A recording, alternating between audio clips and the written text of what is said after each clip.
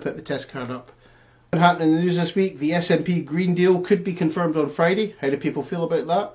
Is that something that we want? Is the Green Agenda something that people view and are looking forward to? We have contacted the Green Party to come and speak to us, and of course we haven't contacted SNP MSPs to come and speak to us, but to no avail. So if you've got an opinion on the SNP Green Deal and you want to come on and talk about it, maybe you're from another political party, or maybe you're just a concerned citizen, or not even a citizen, maybe just a concerned person that's not even a citizen. You don't mind, you might just, I don't even mind if you live in this country.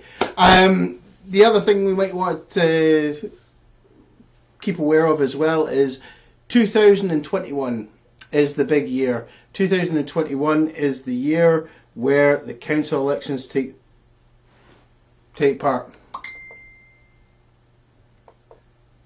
Okay, let's just have a look here. Oh, right. Okay, is that us now? Hello!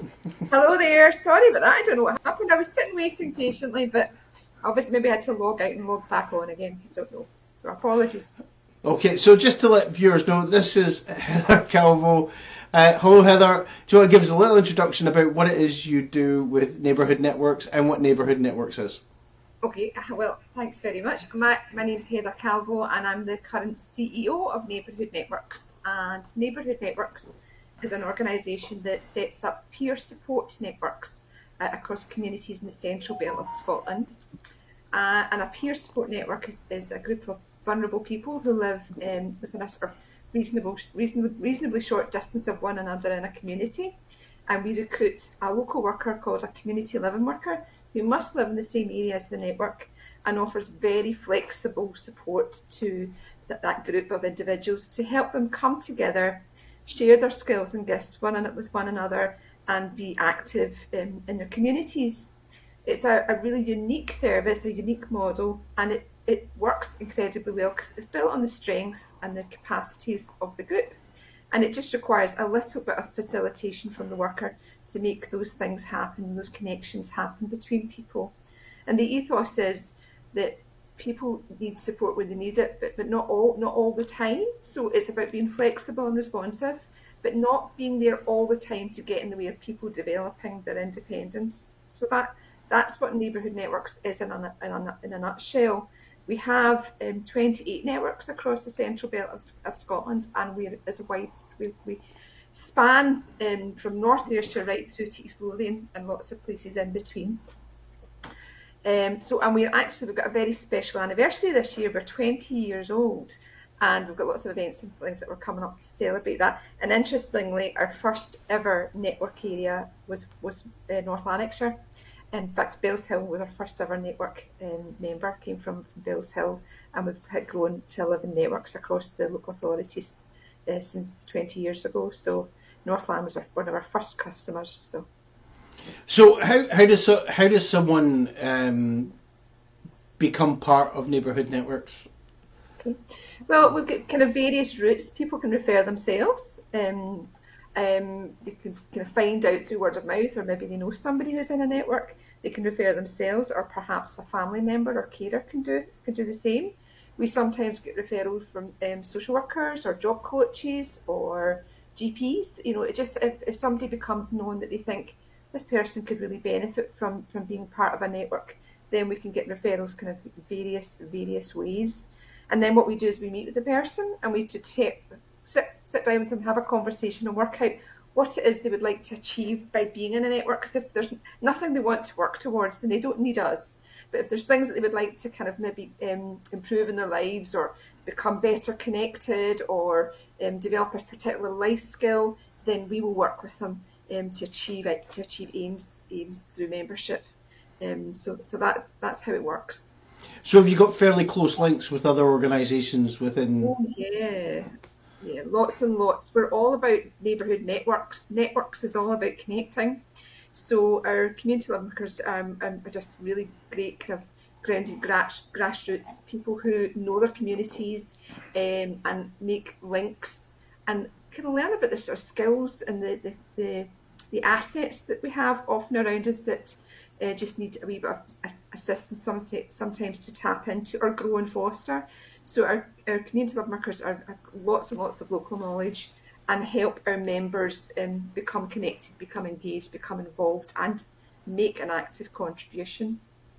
Now, obviously, part of Neighbourhood Networks is supporting people with mental health issues, as well as people with learning difficulties. But during lockdown, obviously, everyone, I don't care who you are, everyone's mental health took a hit. Are you ramping up in preparation for an influx of people that might need this support to get back? So, like, there might be a few MSPs watching now that go, oh, actually, I might need to join. Yeah, we've had an extraordinary year in many respects, in that we've actually grown quite a bit as an organisation, and we've certainly got new people, new areas that have been in touch with us who are really interested in what we do, because it actually worked beautifully in lockdown because it was local. Our community workers, even when going on buses was sometimes felt risky to people, our workers could walk around their community and champion people's doors and offer very practical assistance, weren't tied into shift patterns. So it worked incredibly well. And we were on a massive journey of change and learned a lot about kind of the digital inclusion as a thing to help people stay engaged. And we'd already kind of invested in digital championship training for our members and staff before lockdown. And that really came into its own when COVID struck. And we very quickly developed a kind of digital programme of different activities that people were interested in. And we actually found that some people engaged more using that method. They became involved in more activities, and they started to make relationships with people that they might not have done before from different parts of the world or the country. And what's interesting is, as we're coming out of lockdown, people are starting to meet up in person and form relationships, and meeting up in parks and going to different towns and things. And that's a lovely kind of added bonus for what happened. But yeah, we realised that there was a huge benefit in people being digitally connected. So we put a lot of time and kind of capacity into making sure that as many people who chose to, who wanted to, could hook up that way. And that made a difference to, I think, people's mental well-being. There was a purpose to your day. There was things to do. There was people out there that you could talk to and listen to you, and people could still explore, their skills and their interests. So that worked very, very well for us, and it's something that going forward we're going to continue. It'll be quite a kind of blended approach of support. It'll still be face-to-face, and if anybody follows us on Facebook at the moment, our pictures are filled with people out in parks and painting and cycling and out and back in cafes. And of course, we're absolutely encouraging that. And there's nothing that will beat face-to-face. But digital was a bit of a lifeline for people. So that helped us a lot. And we did a lot of things around, like we did mindfulness, we did yoga, different wellbeing groups. We also started training our staff in mental health first aid. So we got everybody through to a certain level of that training, and we will finish that off now that we can actually physically bring people together to end the training. So we saw there was huge value in investing in that for our staff. So yes, it's been a very challenging year, but we've learned a lot, I think, as we've gone along. Now, because it's quite interesting, because you would say that probably the delivery and the understanding has been changed slightly during lockdown as a result of just out with your control. You've had to adapt. But as you say, Network Neighbourhoods is now 20 years old this year. Yeah. So what is there a big change between the way there was peer support handled 20 years ago and the way it's handled now? With because I know there was the additions of things like Your Voice and things like that, and lots more input from people, and that's moved on through the years. Have you seen that yourself?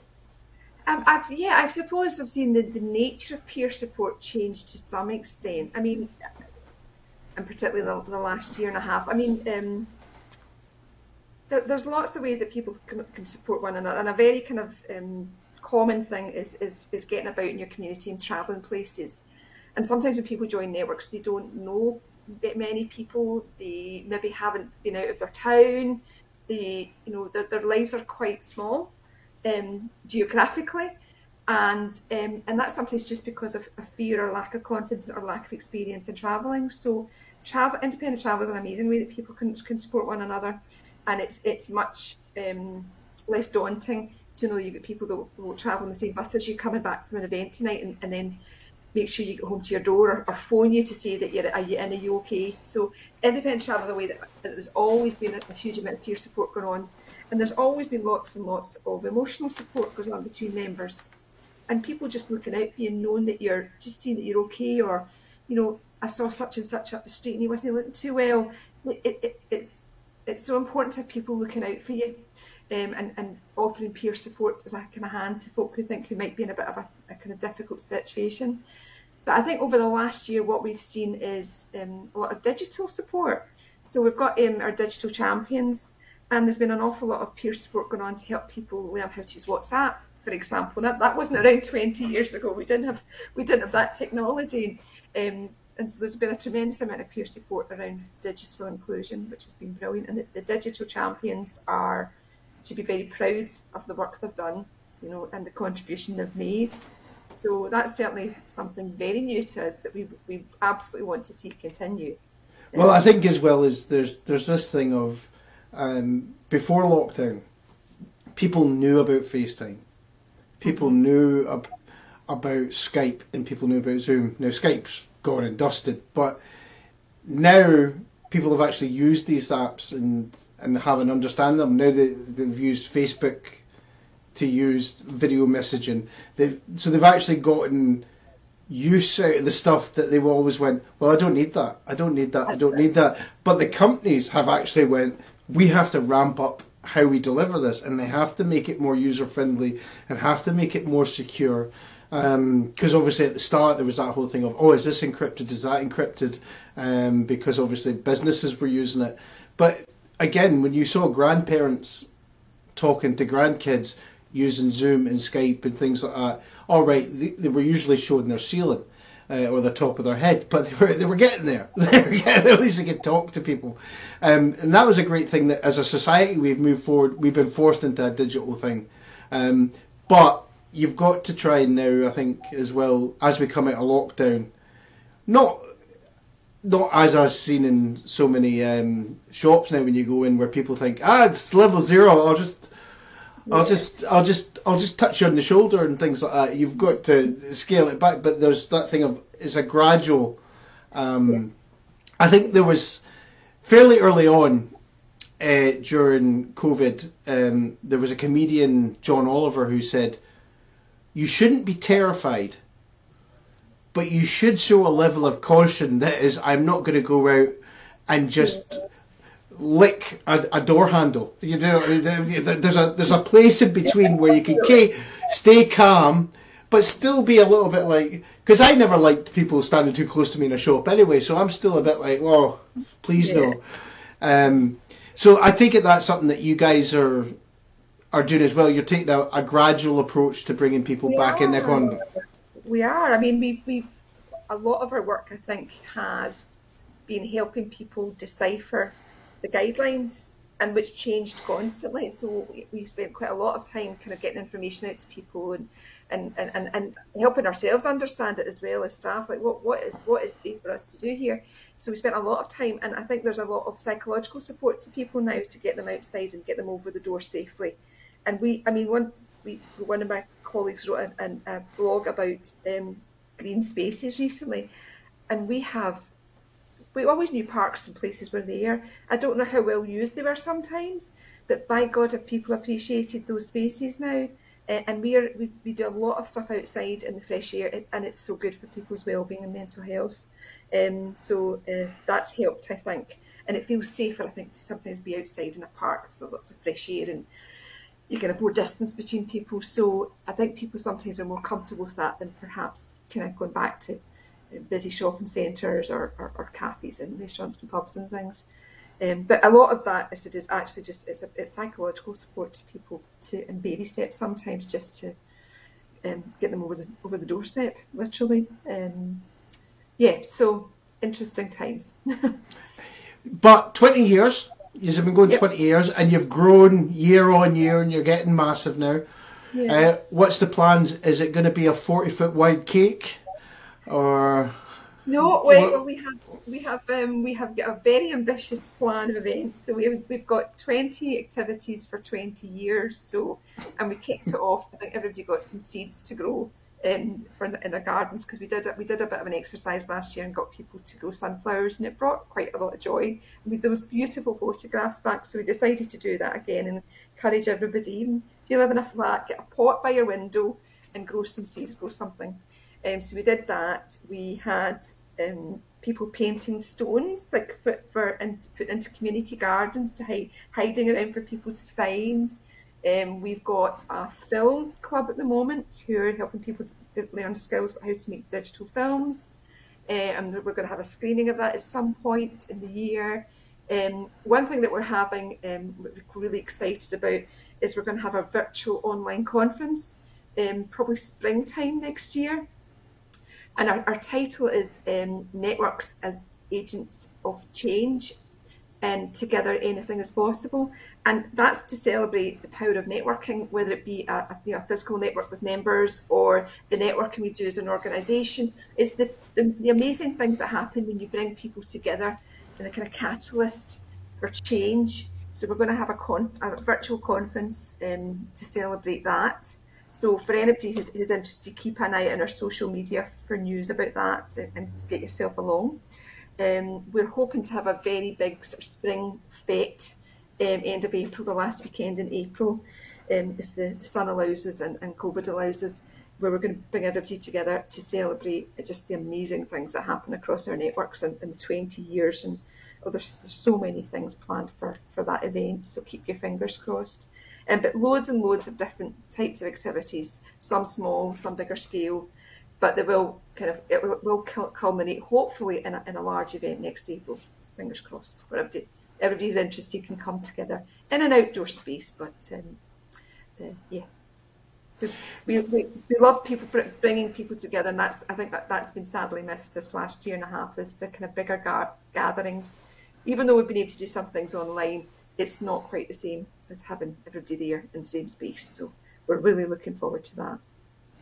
So obviously, mental health is the key word of the day today now, isn't it? Because that's the government have pledged that. Do you feel that groups like yourself will be secure in the coming year? I hope so. I mean, we've been very lucky just to receive funding from the Equality and Human Rights Fund from the Scottish Government. That's the first time we've had any kind of Scottish Government monies. And I'd like to think it's a sign that there's a recognition of the value of kind of peer support and small local community organisations that can make such a difference on the ground. So and it's helping people to help themselves, to be in charge of their own lives. And we're not about being intrusive and getting in the way. It's about just helping people enhance what's already there, but bringing it out and leading to full inclusion and independence. And I would like to think that there's more notice being taken of organisations like ourselves, and there'll be more local investment. So fingers crossed. And we're optimistic about the future. We've had, despite the challenges of COVID, we've had a really interesting year in many respects. We've learned an awful lot, and we are actually growing. We've just had news in the last month of one of our network areas or regions where the local authority wants us to take on and develop some new work. So we're absolutely delighted to hear that. So yes, hopefully it will continue. What I would say is, we should probably make the point for anyone that's watching that's saying, well, this seems like a monstrous organisation, but it's a big organisation, but it's lots of small groups that are correlated. So if you were going, I want to refer myself to Network Neighbourhoods, you're not going into a group that's maybe 50 or 60 people, or even. Not at all. So is there a limit on numbers that are in each network?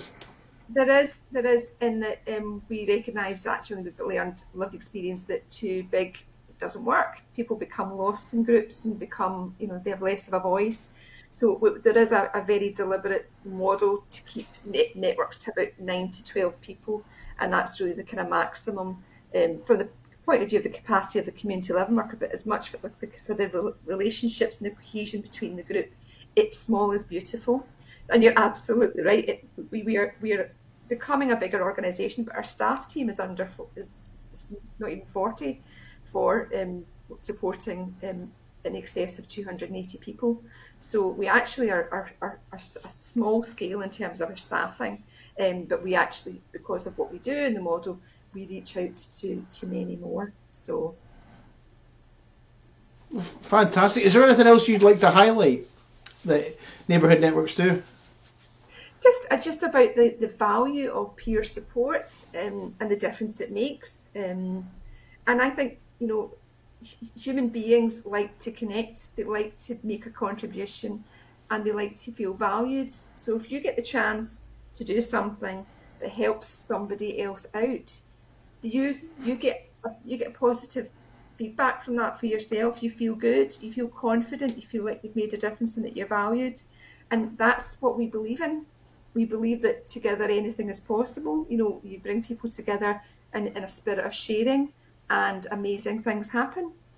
And what I will say is every network is completely unique because it's made up of 9 or 12 individuals who have come with their own life experience, their own set of circumstances, their own skills, and each one will operate in a slightly different way and in a unique way because of that. And we never want that to end. We want that to be the essence of networks, their uniqueness, their diversity. So, well, what I was going to say is I'm assuming that you're an avid follower of North Lanarkshire Live and you've watched every show ever published. But at the start of lockdown, I was in a position where I was on my own in an apartment, so I had no contact with other people. And that went on for about 3 months where I was just, but that's when we did North Lanarkshire Live once a night. It was every night at 9. I went on and I worked my way through my friends list saying, right, come on and talk to me about something. Come on and talk to me about something. And it didn't matter what. It was every night of the week I was on. And that kept me sane through that time because we were chatting about lockdown and we were chatting about what had been going on and what aspirations and things like that. But it was good to get you through it. It's just having that conversation with someone, and not necessarily the same person every time. It's just different people and different people and different people, and it helped me a lot. I don't know if it helped anyone else watching it. They might have been like, this is a guy slowly breaking down as he goes through everything. But it helped me a lot because I was connecting with people that were going through the exact same problems as I was going through when they were in lockdown and they were struggling with it. And it was great therapeutic for me. And yeah, it's a lot of people that I still talk to now as well. And a few people that I've spoke to that have now joined various community groups that I've been on as a result of seeing that. So you might get some people that are watching this tonight go, actually, yeah, that's something that... Now, can you volunteer with Neighbourhood Networks as well? Yes, absolutely. We've been benefited greatly from volunteers and kind of particular skill sets that people bring or just given their time. Yes, you absolutely can. We hopefully it would give a volunteer really positive experience of coming to give their time to Neighbourhood Networks. So yes, we welcome people with something to offer, something to contribute. And I would say as an organisation, we're very welcoming and open, and very often the events that we have actually are open to the wider community as well. Our members have regularly hosted things like art and crafts groups that are not just for members of Neighbourhood Networks, they're actually a kind of gift for everybody. A lot of our networks have raised funds for other charities, having triathlons or different events and linked up with other organisations. So yes, we are very open-minded and very welcoming, I think. So hopefully that would be people's experience. I've got just one last lovely story to share just before we go off, and I could talk for Scotland about Neighbourhood Networks, but it's just going back to the whole kind of digital inclusion and connection. And we had an older man in one of our networks who just was absolutely against kind of a smartphone or anything, and just kind of persuaded him just as we went into lockdown. And it's absolutely transformed this man's life. And one of the loveliest things that's to come out of it is he's got a sister that lives in Texas who he would see maybe every couple of years when she came over for a visit, and he Zooms her every week and has re-established this relationship with his sister in Texas. And I think that's amazing, absolutely amazing. Because the barriers coming down that this kind of technology allows you to have, and that's why as an organisation we really want to kind of continue to invest in our skills and our experience to help people make those connections. So it's powerful, very powerful. Now, obviously, the Deep Fried Film Festival is running for the next couple of weeks. And have you had a chance to attend yet? I was interviewed on earlier, was it Monday? Interviewed for it with Erin and Josh and Abigail from the film club. So we're looking forward to seeing that.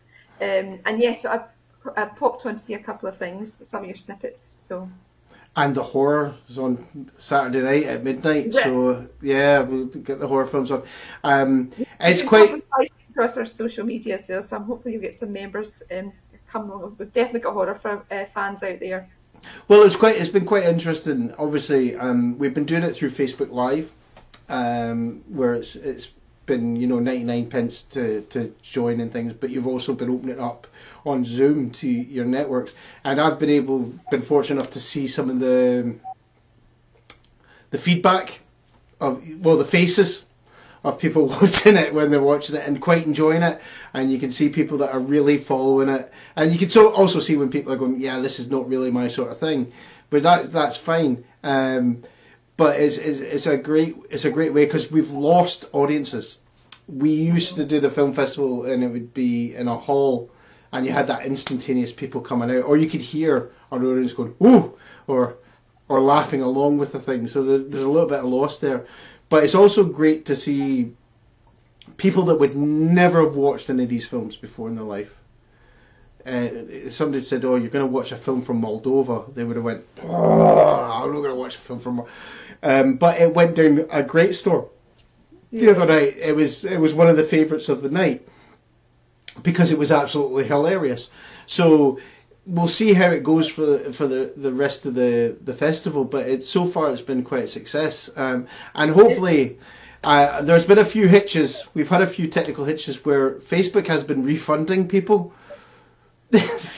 Oh no! So all the Facebook Lives that have gone so far, except for last night, have all been refunded because although the filmmakers paid for the music clip, and we checked out that they had copyright and things like that, and the Facebook algorithm has actually went, you're using copyrighted music, and chucked the money back at the attendees. So we'll have to look and see how we can try and sort that out. But it means that, as I've said to people, it says, now take a gamble, pay your 99 pence and get in, see you might get in for free at the end of the night. Because it's instant. It happens halfway through the show. It says, right, you're getting this for free. Oh, that's a shame. But it's what an amazing opportunity to link with filmmakers from across the world and make this event happen. The world is smaller when you can do things like that, isn't it? Well, it's also for us. We've learned over the years, because when I used to teach film, I always hated French cinema. I still kind of do. If anyone from France is watching it, I'm not a big fan of French cinema, but the films we generally get from France, I love.